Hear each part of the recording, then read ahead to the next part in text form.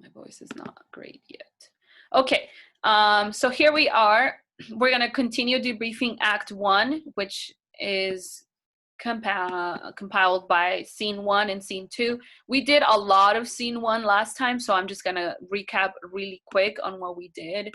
So Scene 1 basically speaks of Iago's character, and here are some of the stuff. If you have your graphic organizer, go ahead and pull that up so you guys know. Besides the quotes that you submitted, if I'm giving you new quotes, I want you to take them down. Okay, so write line numbers and then update them with the full quote. If you're writing them on paper, or if you're doing it on a doc, write it down on paper so you can later update. Okay, so that's what I want you to do. Let me minimize this a bit. Okay, I'll give you a second. Go ahead and go to the website, access class plans, and I am using the literary analysis of the tragedy overview PowerPoint. I'm putting everything in one place. You're not like looking for multiple PowerPoints. So once again, instruction, go ahead and grab your graphic organizer where you can add quotes, or at the very least line numbers if you're not copying the whole quote. Okay, there we go. Let me begin. Okay, so last class we started talking about Act 1, Scene 1, and we focused a lot on lines 10 to 25. I didn't copy it here, but I was referencing it back and forth. So lines 10 to 25.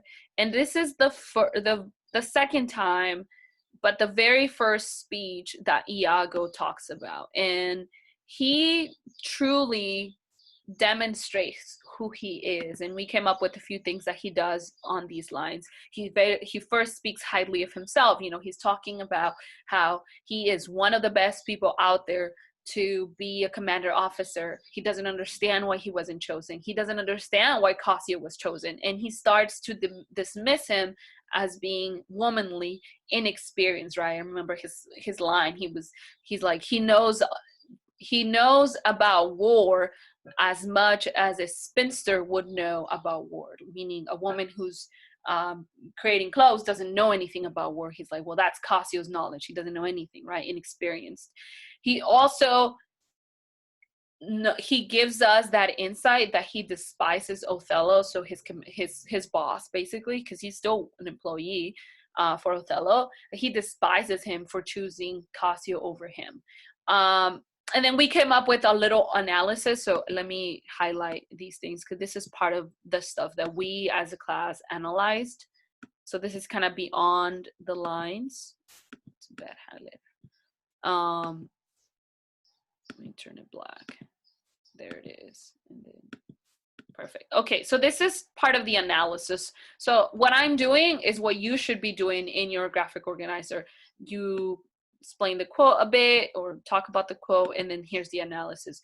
We came up with the fact that Iago doesn't know how to assume responsibility. Some of you guys said that he, according to Shakespeare, Iago was selfish, egocentric, unable to self-reflect, blames others constantly. He's a two-faced person, etc. He always stayed faithfully only when it benefited his image. And we talked about appearance, how this whole image that he tries to present himself, and that's also seen through Scene 2, where he's speaking with Othello and he seems super worried, you know, kind of like caring for him, but in reality he's the one who brought up all of this brawl upon Othello. And then we looked at that last quote where he, and I didn't cite it, I'm very sorry, let me look for that, where he says, so that's line 6. That's line 66 on Act 1. So let me add that. Line, it's 165. That's how you say it. So Act 1, Scene 1, line 65. I am not what I am. And in hopes of analyzing that quote, some people here in the class said that it talks about how he showcases likable features but not showing his true identity. And we almost said that he was cynical about his whole his personality, right? So he's pretty cynical. He doesn't care. He's shameless almost. Okay, and then we went on again to analyze a little bit of what he was talking about. So here's the actual quote. I'm sorry. But here's the analysis where he's talking about Othello, and he's pretty much putting himself out there and saying, I am not trustworthy. You know, if I was Othello, I wouldn't trust me because, in fact, I'm not who I say I am. So that's Iago so far. So let's move on to scene 1, and I put it blank so I can do it with you guys. But we're basically, I think we were here. We finished with Rodrigo and Brabantio. They're talking. Brabantio is on his window, and Rodrigo comes and kind of disturbs him at the middle of the night and says, sorry, that car, and says, you know, where's your daughter? Thieves have taken her away, and whatnot. And Brabantio didn't even know Desdemona wasn't there anymore. And we said that Desdemona ran away with Othello to marry in secret. Let me ask a quick question. Piper, is Piper here? There she is. Piper, why is it that Brabantio doesn't know where his daughter is at? Like, aren't they supposed to get his consent to marry? What happened in there? It all happened in secret because Brabantio didn't want his daughter to marry Othello. Very good. Do you know why he didn't want to marry Othello? Because they're of higher status, and he didn't want her to marry someone in the military. Not just military, but also the fact that he was black. So marrying somebody from the military was actually honorable because, you know, it's a high-ranking member of the military. Just like in our society, we honor military members. But in this case, he was black and he was a foreigner. So no one really wanted to do anything with him. They always mistrusted them. And so Brabantio definitely didn't want to give up his daughter. Now, let me go to, let's see. Where am I going to go? Oh, Charlie. You're always my favorite person. Charlie, from last class, why is Rodrigo in the picture? Why is he the one going to tell Brabantio? What is his cause? Why is he even there?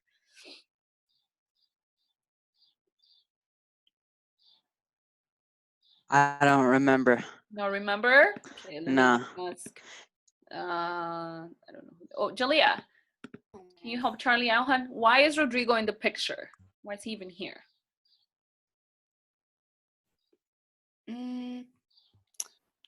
Wasn't it because like he came over there to tell Brabantio about what was going on?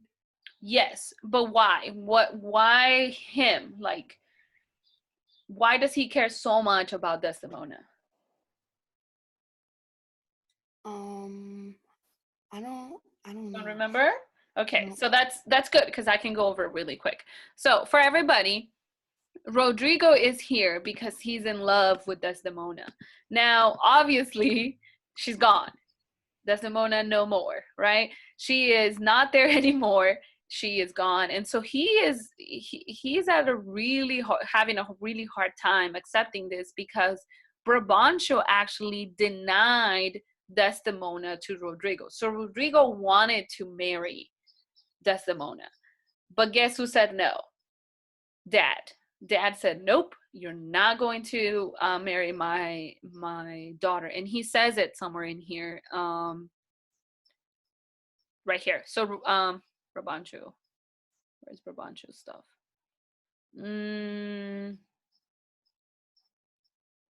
Here, Brabantio, lines 105. That's kind of where we left off.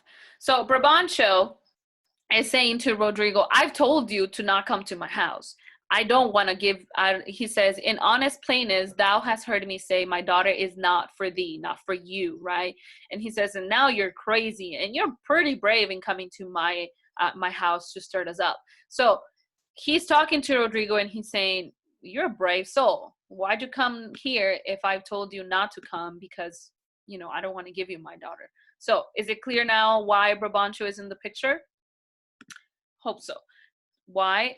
he was in love with, well, he's in love with Desdemona. And so Rodrigo is also not very fond of Othello. He also hates him because he took away his girl, right? But of course, we know Othello didn't take her away.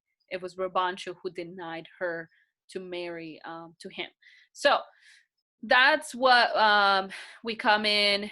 Brabantio all as believes him, ends up seeing that she's not there, and Rodrigo saying, no, don't think I'm here to disturb you. I'm just here because I really care about Desdemona. And he puts down Othello in a big way. So let's look at lines 135. And these you don't have to copy down. I'm just kind of going over the story. Says, Sir, I will answer anything, but I beseech you, if it be your pleasure and most wise consent, as partly I find it is, that your fair daughter at this odd even and dull watch of the night, transported with no worse nor better guard, but with a knave of common hire, a gondolier to the gross glaps of lascivious Moor, if this be known to you in your allowance, when we done you bold and saucy wrongs, but if you know not this, my manners tell whoa. Saucy wrongs. Sorry. But if you not know this, my manners tell me we have your wrong rebuke. Do not believe that from the sense of all civility, I thus would play a rifle with your reverence. Your daughter, if you not given her leave, I say again, hath made a gross revolt, trying her duty, beauty, wit, and fortunes, in extravagant and wheeling stranger.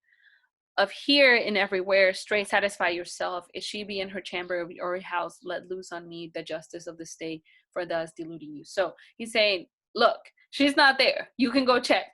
And if she's really not there, or if I'm lying, you can send the police, the dogs, you can send anybody to kill me, right? But he's being truthful in a way. But with that idea that he wants, I don't know what Othello was thinking. I don't know why he stole the girl, quite frank with you. And he wasn't supposed to know until maybe the next day, where Othello was going to come and say, hey, I'm sorry for stealing your daughter in the middle of the night, but here I am. Here's my fate. Yeah, he took her away. She consented to go with him, of course, but it's stealing because he didn't. Oh, I thought he just kidnapped her. No, he didn't kidnap her. Well, Rodrigo and Iago are making it seem like he kidnapped her. Like, look at how he refers to him. He's like, oh, that man, like he's taken it, he's kidnapped her, basically, like without her consent. That's what they're trying to make it seem like so Rodrigo and Iago, that's what they're trying to make it seem like to Brabantio. But in fact, she consented to go with Othello, and you'll see when they in Act 2, Scene 1, you'll see the conversation between Desdemona and her father. She says, look, I'm married now. There's nothing you can do about it. So, but now Rodrigo is telling him, like making it seem like Othello kidnapped his daughter, when in fact that's not the case. Okay? All right. So, obviously he sees that she's not there. Brabantio is now fuming in anger. And maybe to us it doesn't make sense why the father was so angry, but according to the culture and the times, skipping the father's consent was worthy of death. Okay, so again, let me say that skipping or not having the father's consent to marry a woman was worthy of death. So the father could say, I want this man killed because he did not console me in marrying my daughter. He basically kidnapped her. So that was a crime worthy of death. Okay, and that's what they want. So the whole plot begins now because Iago and Rodrigo were saying, well, if we go and tell Brabantio's gonna want to kill him, and that's it. That's the solution to all our problems. And we'll see what happens in the next scene. But Brabantio is amazingly, he's just so crazy mad. All he wants to do is kill him, because look at what he expresses. And now they have this, he's with his servants and with torches ready to go and find Othello to kill him. So that was Brabantio's purpose. And look how he expresses himself. Again, no need to copy these quotes. but I just wanted to show you. He says, "It is too true and evil, gone she is, and what's to come of my despised time is not but bitterness." So he feels really angry. "Now, Rodrigo, where didst thou see her? O one happy girl with the Moor, sayest thou? Who would be a father? Who didst thou know that 'twas she? Oh, deceive me past thought. What she said to you, get more tapers, raise all my kindred. Are they married, think you?" So he's really worried, and not just worried, he's really upset because he's like, what is he doing to her? You know, did they get married? What happened? And of course, he's wondering, oh heaven, how she got out. A treason of the blood, meaning did she just betray me? So he's hurt. Brabantio is truly hurt, and as you guys know, a father who is hurt is willing to do anything. He is trying. He's gonna go want to kill Othello. So let's see what happened. Let's go on to the next scene. That dude dead. Let me go ahead and take notes with you of the stuff that has happened. So for the people who aren't here. So scene 1 continues. Rest in Here's peace. where your notes will come up, okay? So we're not taking notes of the quotes, but we are taking notes of the stuff that's happened so far, okay? So Rodrigo comes to Brabantio to tell of the missing daughter, but makes it seem as if Othello had kidnapped her. Okay, so stirs anger for Brabantio, who did not want his daughter, to marry a black man. Brabantio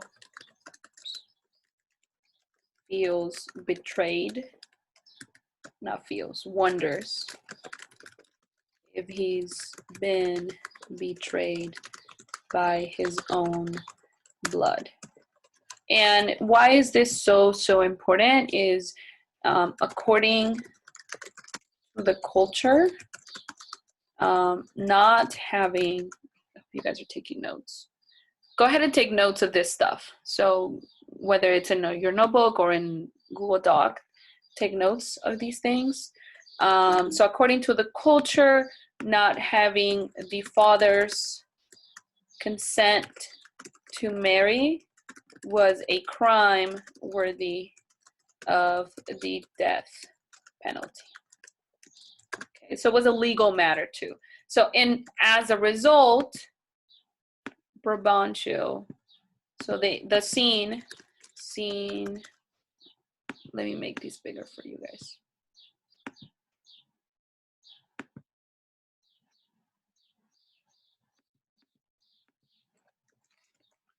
Okay, so as a result, Brabantio is gonna go. That's his commitment. So Brabantio is so angry at what has happened. He's willing to kill Othello. And notice this is kind of like the very first small plot. So Iago and Rodrigo figured, right? Oops, not Rodrigo. Rodrigo figured that if they accused Othello of taking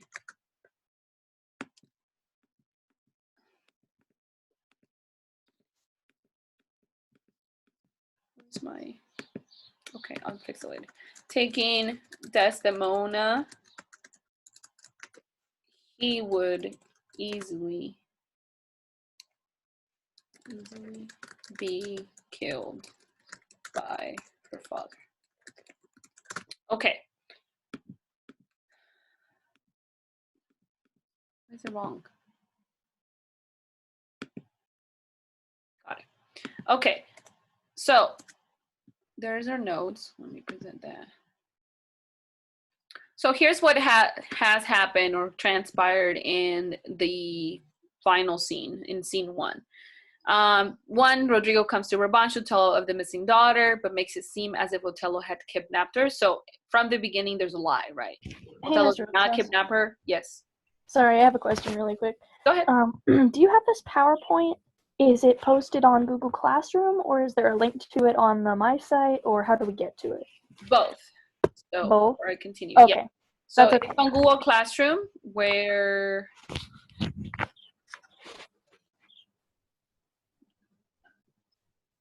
actually not on Google Classroom. It's on the plans. So not on the website. So Mariah, Yeah. when you go to the class plans,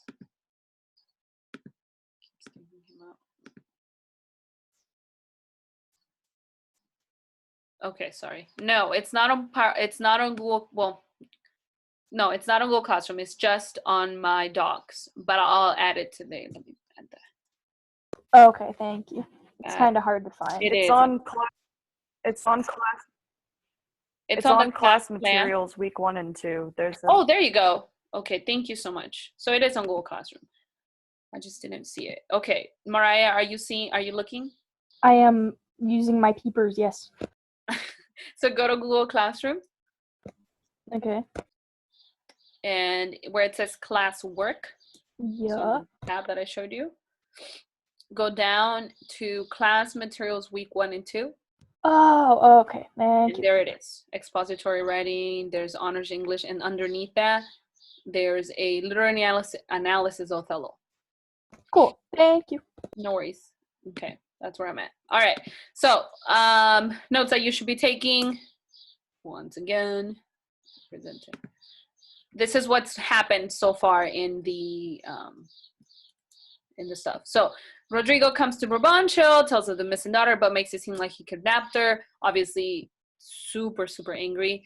He didn't want his daughter to marry a black man. Brabantio wonders he's been betrayed by his own blood, so he's pretty hurt, and you can see that through the last lines of the scene.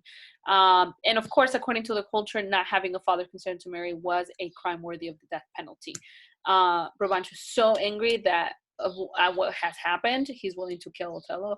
And as our analysis, or my analysis to you guys, is Iago and Rodrigo had planned this. This was no coincidence. They didn't just want to tell Brabantio because they were so worried about Desdemona. None of that.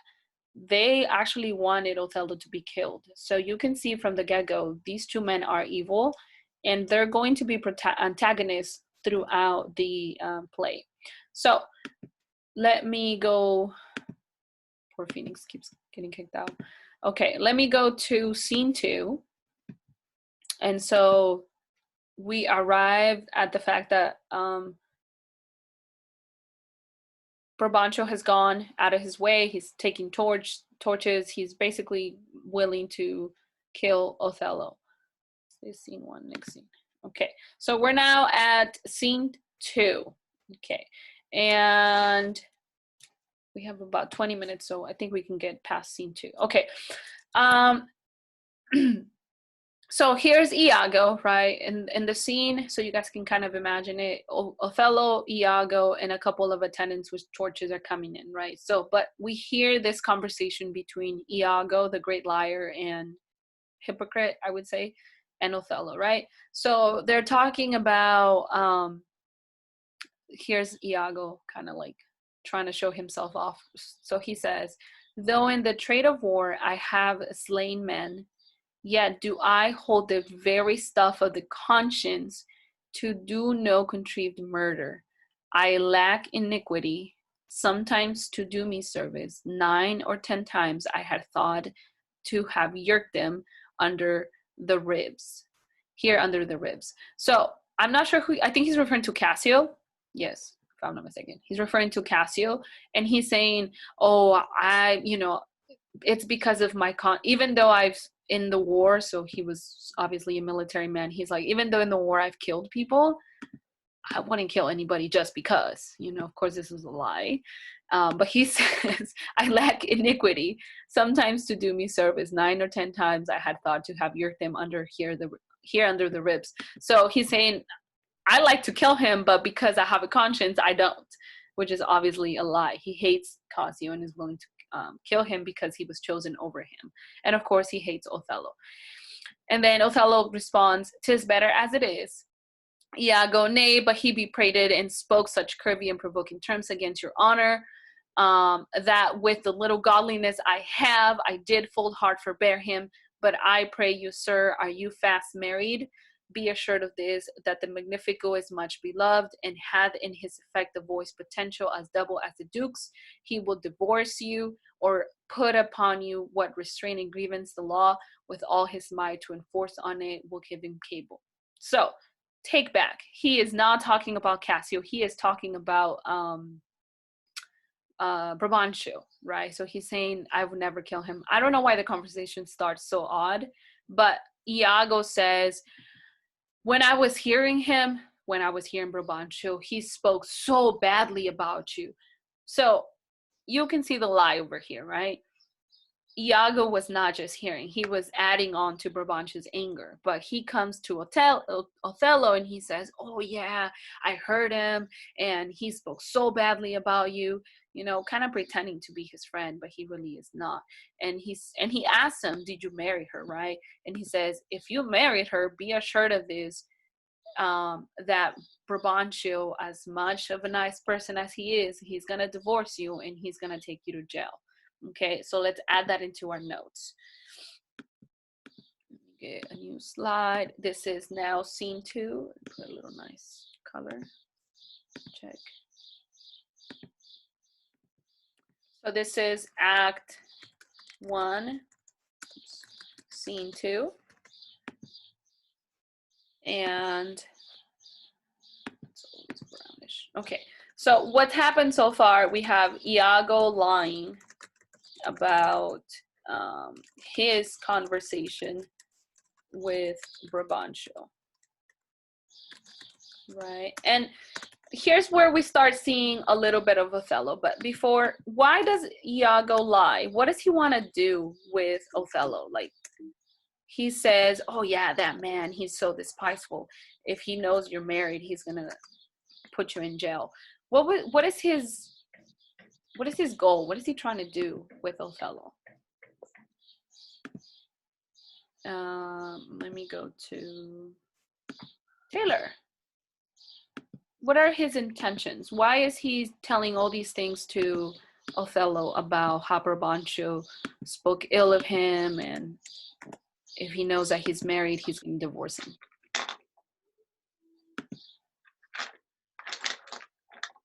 Can you hear me, Taylor?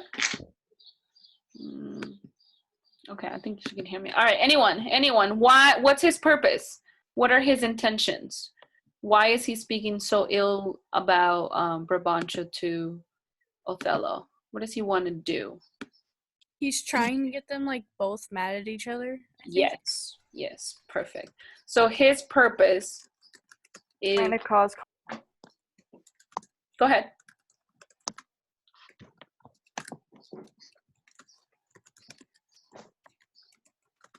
And remember, Othello is a military man. He's not somebody who doesn't know how to use a weapon, right? So he says, this is, again, Iago is this plotter, right? He's always trying to plot things where he can take advantage. The plan is, if Othello kills Brabantio for speaking ill, right, Othello's going to go to jail because he's a foreigner. If he kills anyone with just because, or, you know, for any reason, Othello has no chance in front of the law. The law will judge him. Needs to be let in, she says. What was that? Alexandria wants you to let her in. Oh, thank you. There it is. Okay, so is that what the chat is about? No, she just texted the Instagram. Oh, gotcha. Okay, so his purpose is to anger Othello against Brabantio, to instigate violence. Okay, So that's where we're kind of standing. Let me see.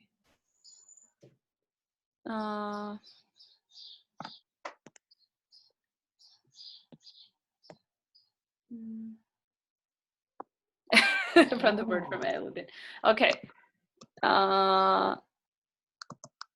Okay. Sophia, did you have a question? I don't know what this "should we tell her" means.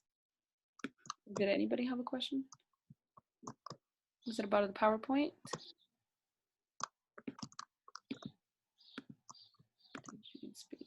Did you have a question, Sophia Golding? No, sorry. I'm Just looking at the confused chat as and to wondering. anything. Okay. No, it's Something else. not. I couldn't read. Okay. You're good. Thank you, though. Okay, of course. All right. So here we are, right? Scene 2. Iago already doing his thing. But let's take a deep dive in learning who Othello is. So here's kind of for the first time he actually speaks. And as I've said before, when we are reading Shakespeare, because this is a play, the only way in which we know the characters is through their speeches. That's how we know who they are, right? The way they speak gives us clues about who they are. So let's see what Othello answers. He says, "Let him do his spite. My services, which I have done the seniority, shall out-tongue his complaints. 'Tis yet to know, which, when I know that boasting is an honor, I shall promulgate, I fetch my life, and being from men of royal siege, and my demerits may speak abandoned to as proud a fortune as this that I have reached, for no Iago, but that I love the gentle Desdemona, I would not my unhoused free condition put into circumscription and confine for the sea's worth. But look what lights come yond." So this is line 221 to 230. So I'm going to add that into our little. So Othello's speech. This is what we're analyzing, okay? So this is Act 1, Scene 2, lines 121 to 130 for your reference, okay? So that's what we're going to analyze right now. Okay, so let me go back to him. He says, "Let him do his spite," meaning just let him do what he's got to do, you know. And he now talks about his services. He says, "My services, which I've done to the seniority." And seniority was the people, the political leaders. And Brabantio was a political leader. He was a senator. So he said, you know, "I've given my life to this country. You know, I've defended it in wars. I think I've been pretty good." And he says, "My services should outlie, right, his complaints." And he says, "And I know that honor is not a big deal, you know, it's such an egocentric way of thinking."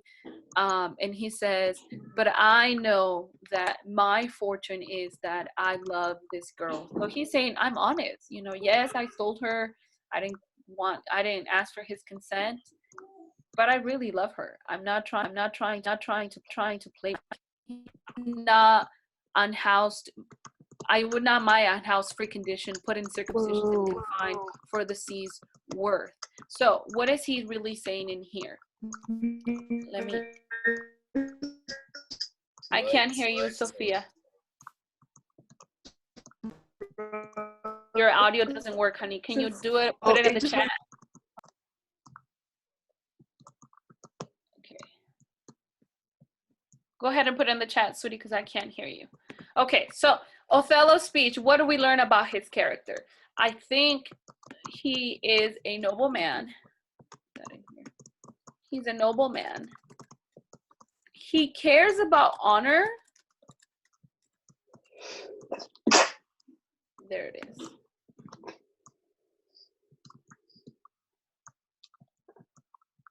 Oh, okay, let me ask. I think it's a lot of trouble. Did everybody hear me well? Sort of. Sort of? Okay, think we're just having a lot of trouble today with this whole thing. So just remember, I'm going to be putting the recording today. Around 2 is when I get to do the YouTube stuff. So you can go over it. Okay. All right. Let me repeat a bit. Is it better now? Can you guys hear me better? It is, but why would you say honor with a U? Yeah. Okay. Seems like a little bit better. Okay. You live So in let me go America. back to Othello. So he is saying, look, let the guy do, if he comes and he's violent against me, I'm just going to let him do what he has to do, because he trusts in the fact that he served the country, right? And that's going to outspeak anyone's complaints, right? And he says, but even if he didn't believe me, I know I love Desdemona. Like, he's honest about his feelings. So Othello, in fact, did love her. And he says, and just so you know, I would never put under circumscription, which is like when somebody's questioning, he would say, I would never put my condition, so he was freed, right? He was not a slave, under anyone's question, even if it was the sea that it was at stake, even if for the sea's worth, so how much value you would give to the sea. So he does value honor, but not to the extent of killing anyone or even offending. And a lot of the reasons why, and I put it bold because that's what we're analyzing. Reason why Othello speaks this way is because most Black men or women at the time were slaves. So he's saying, I know who I am. I'm a Black man. I'm a military commander. I would never put my character into question for anyone, but I love her. So he truly loves Desdemona and wants his character to stay unquestioned. So again, it seems like Othello is talking about this double standard or double expectation from society. He's expressing that burden almost. He's saying, because I'm a Black man, a Black military man, I can't just make any little mistake. Society will charge me dearly if I make any little mistake that can bring into question my character. So that's why he's saying, I know I didn't do so wrong as you're saying, and even if Brabantio questions me about it, I know I love her. So what was that double expectation from society, that Black men or women were whole or held to a more strict standard? So Othello is expressing, when he's talking to Iago, he's like, look, even if I'm I don't know, I've done wrong, I can't do more wrong than what you're accusing me, because I am Black. And Black people here in England are held to a different standard, to a more strict standard. So we know that Othello is an honest man.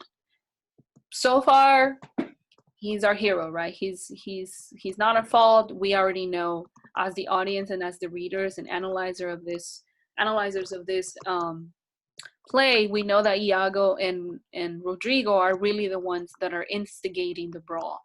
And Othello is kind of just passively saying, like, let him come. I have nothing to show but my good self, right? So Iago goes on to say, those are the race, father and his friends. You were best go in. So he's like, go, leave. That's Brabantio and his friends and family, whatever. And Othello again responds, not I must be found. My parts, my title, and my perfect soul shall manifest me rightly. So want to really get this line. This is line 235 to 237. Put this. So Act 1, again, Othello speaks in Act 1, Scene 2, 235 to 237. And again, for those of you who might have been kicked out of the Zoom, I'm just writing the line numbers for your reference. Of course, I don't want to write the whole thing, but underneath the line numbers, there's the analysis for the quotes that I want you guys to focus on. So make sure that when you're taking your notes, you're also adding these line numbers to your graphic organizer. Okay, so in here, Othello displays humility. So Othello says he has nothing to hide. So Iago's saying, leave, go, run away. And it's funny, Iago's telling him to run away because if you're a guilty person, the natural thing to do if somebody's coming after you is for you to run away, right? So imagine Brabantio thinking, oh, well, this thief knows what he did. That's why he's running away. But Othello says, no, I have nothing to hide. I'm innocent, right? So he confirms or reassures, confirms his innocence, and hopes that he says, my perfect soul. Now, he's not being like, oh, I'm a perfect person. He's just saying, I'm really honest about everything that I've done, and I have nothing to run away, no reason to run away. So therefore, he will not run away as if he was a thief. So he's kind of staying on his ground. He's not backing down. He's staying there. He's saying, I have no fault. I know I didn't get his consent, but that's about as wrong as I did. I didn't do anything else. And so we're gonna stop right there. We're kind of halfway through. Yep, almost done with scene 2. So today, what you're gonna do, and I need to run because I need to go to the other class.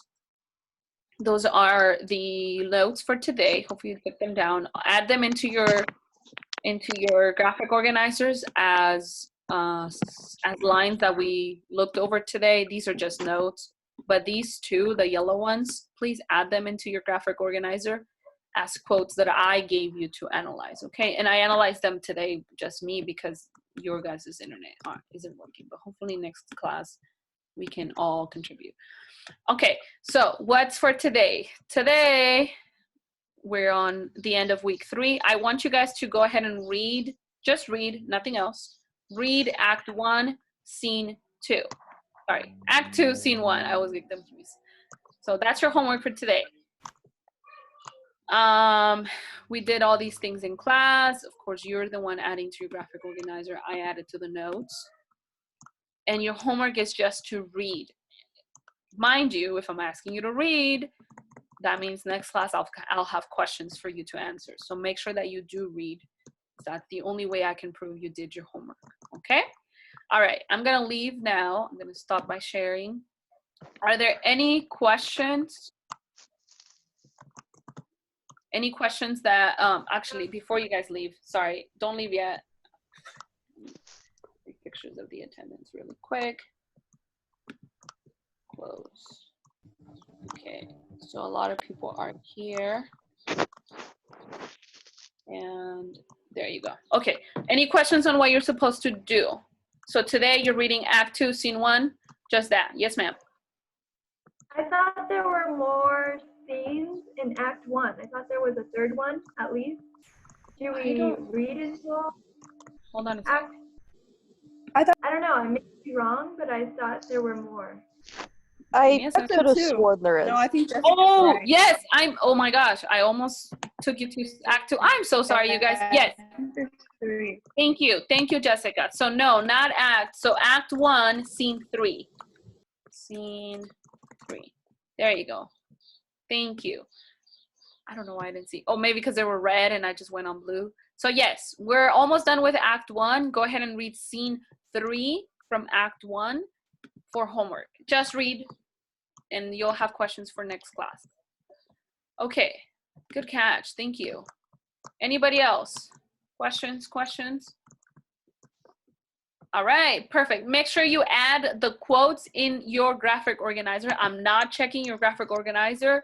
It's entirely up to you to keep it nice and good, because you're gonna use that for your essay. And it's been everybody's experience. When you don't do a good recording of the quotes, you have a harder time writing an essay. So make sure you're recording, keeping record of your quotes, because the themes are recurring. Like we're coming back and back to those. Okay. All right. I'm going to end the meeting. I got to go, but great to see you guys. Have a wonderful evening.